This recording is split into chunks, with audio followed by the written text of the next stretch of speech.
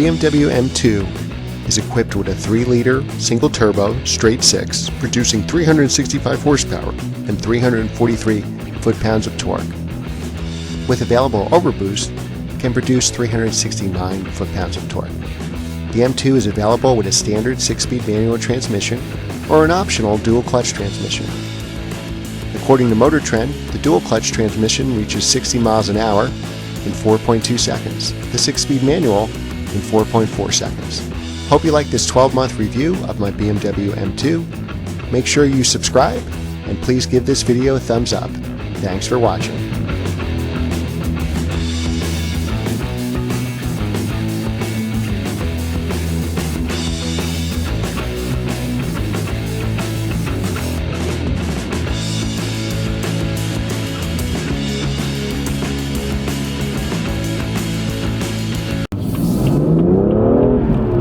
Hey guys, it's Glenn from glenscarcollection.com, and I can't believe it.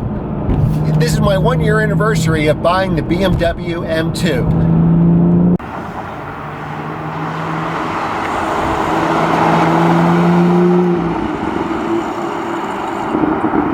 I got the first allocation at my dealer, a 2016 model. I bought this car, I purchased it, picked it up on May 6th, 2016, and it was the first allocation of my dealer. And you know, where I live, there's quite a few BMW dealers. I can tell you that there's probably 3 BMW dealers within 30 minutes of my house, and if I'm willing to drive an hour from my house, there's probably 6 or 7 BMW dealers. So basically the third dealer from my house, I was able to secure the first allocation and to get it at MSRP. Now that happened in the summer of 15. I think there were still some rumors. It looked like it was almost definite that there was going to be an M2, so I started calling all the dealers.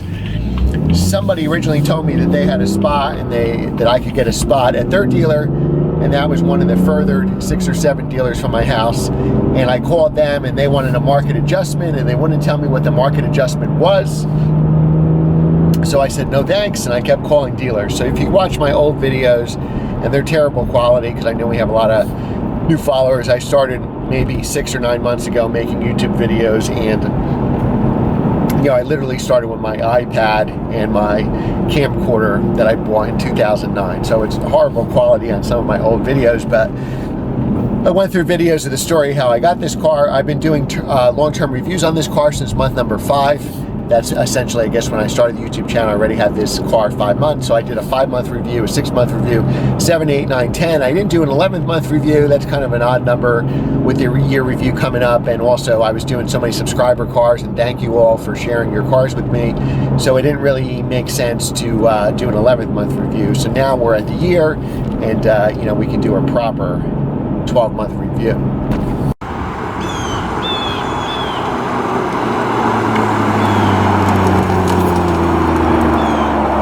You know, if somebody was building a sports car,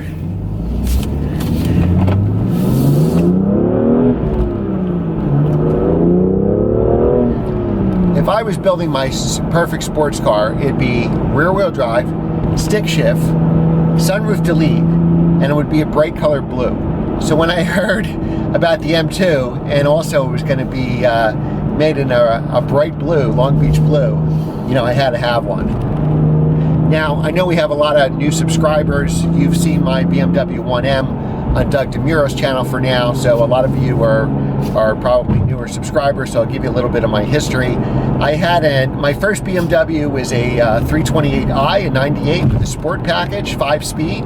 Basically, if you have an old brochure, I bought it used. If you have some old brochures from the late 90s from BMW, you'll see this 328. It's an E36 chassis in silver with the sport package. That's exactly how my car looked.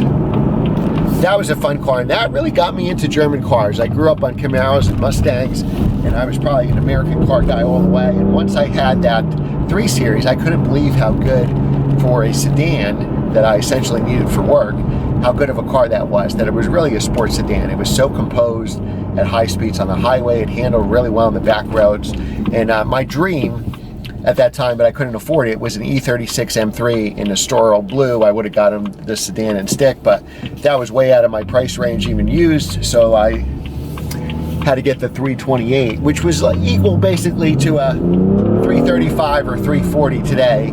At that time, the 325 was the entry-level model, followed by the 328, and then the M3 above that. And then I moved on to a 2003 E46 M3 Laguna Seca Blue 6-speed manual coupe, sunroof delete car, and I love that car. Oh God, was that such a good car. And that car unfortunately got stolen. So I only had that car maybe about 10 months or so and put about 10,000 miles on it and got stolen. And then I bought new an E90 M3 6-speed manual, Interlagos blue, sunroof delete. Had that car for about 6 years. The guy I sold it to a couple years ago, nice Maserati. The guy I sold it to a couple years ago actually put it up for sale in the fall, maybe January it was, and he allowed me to drive one more time and do a review of it. So there was a blizzard that day. So again, that's still on my old camera, but you can see that review of my E90 M3, and that was great. I like smaller cars, so after that E90 M3, I actually bought a BMW 1M.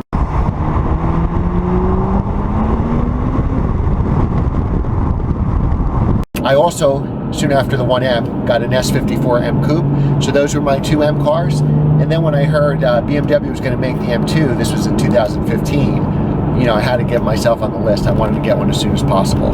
So I was lucky. I got basically the first allocation from my dealer, which was an early 2016 model. I've driven it so far, and I have a lot of cars. If you watch the channel and watch all the videos, you'll know all my cars. But you know, I have 7 other cars. So I only put 7,500 miles on this car, which is pretty good. It started as a daily driver when I first got it. I bought this car, I picked it up, like I said, May 6, 2016. From May till September, I drove it as a daily driver, so pretty much 7 days a week or close to it. And then I wound up getting a GLA 45 in September for a daily driver and for the winter. So this car, since September, has had less miles put on it. You can go through all the monthly videos and it'll say how many miles I put on this car each month.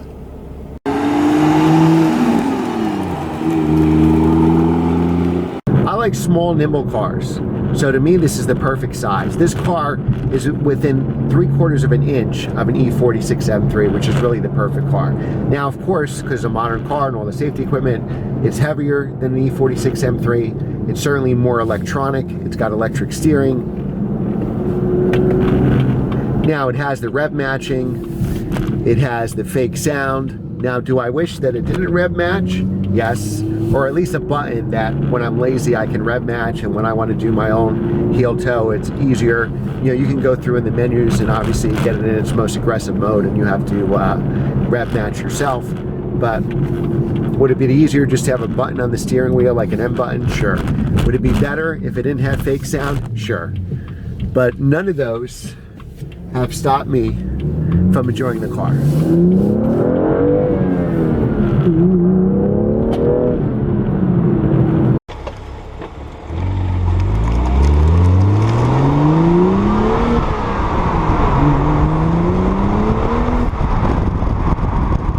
This car is such a great car. I mean, obviously modern cars are very electronic now. This M2 is probably one of the most visceral cars for a modern car. I mean, the 1M is more visceral than this. Certainly the S54 M Coupe is even more visceral. But, you know, for a 2016, 2017 car, I think really you can't beat it.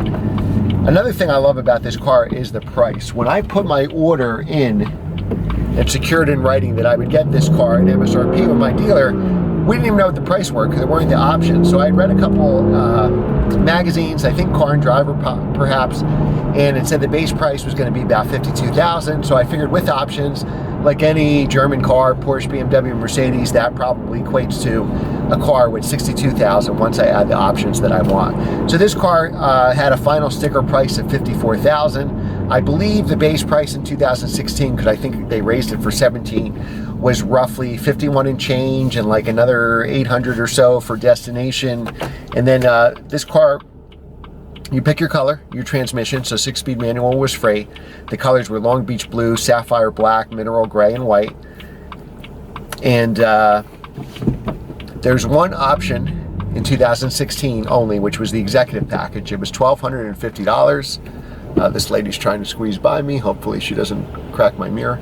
$1,250 $1,250, and that gave you stuff like heated steering wheel, backup camera. I think 2017, the law is that backup cameras are standard. Now, I know for 2017, I think you can get Apple CarPlay. I think they actually raised the MSRP, and I think if you want the dual clutch transmission for either year when they were new, is about another $2,400. So even if you got the car with executive package and dual clutch, you're still only at $57, which I think is a bargain.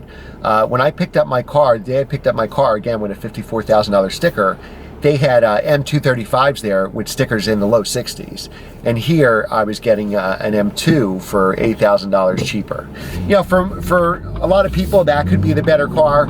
Obviously, you're going to get a softer suspension, probably a more livable car. Obviously, the M cars give you stiffer suspension, but better handling and certainly better brakes. One of the knocks on the M235 was the brakes went soft pretty quick, and they really weren't sports car brakes like this car has.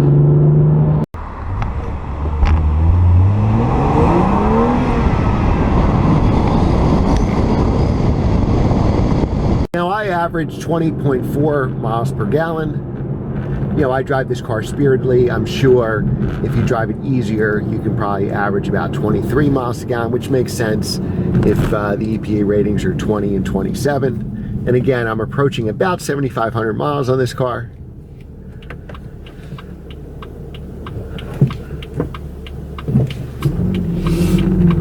These four-way lights, nobody knows what to do.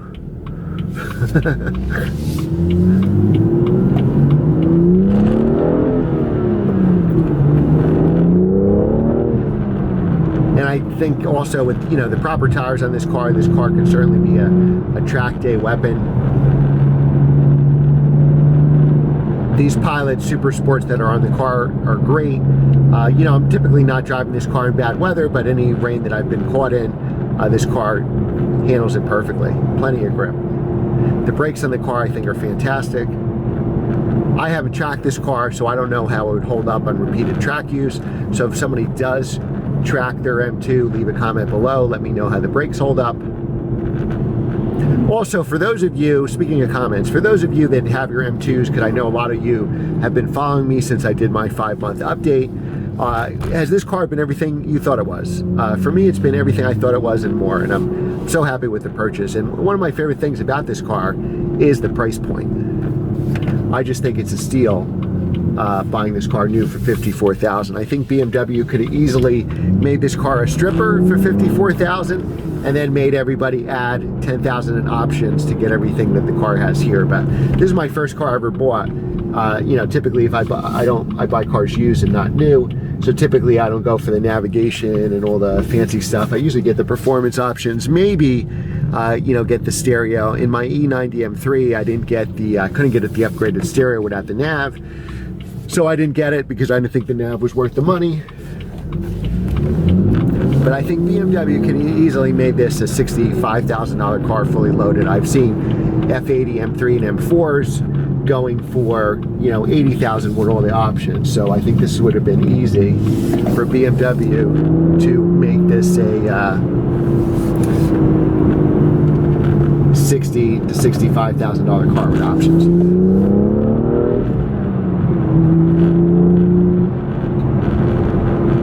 I think this car is the right size, like I said earlier, within 3/4 of an inch of an E46 M3. I personally like smaller cars.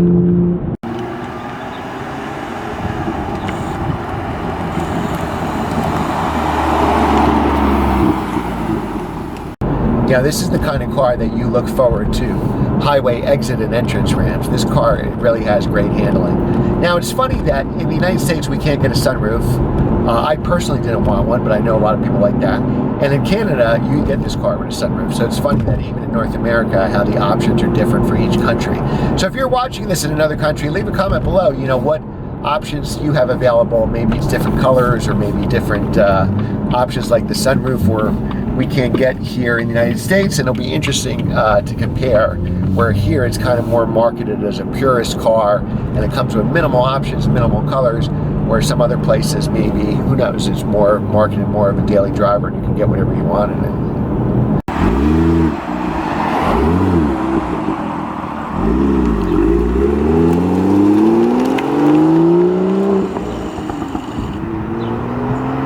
Okay guys, guys, this concludes our 12-month ownership review of the BMW M2. I'm thrilled with this car. So glad I bought it. I highly recommend it.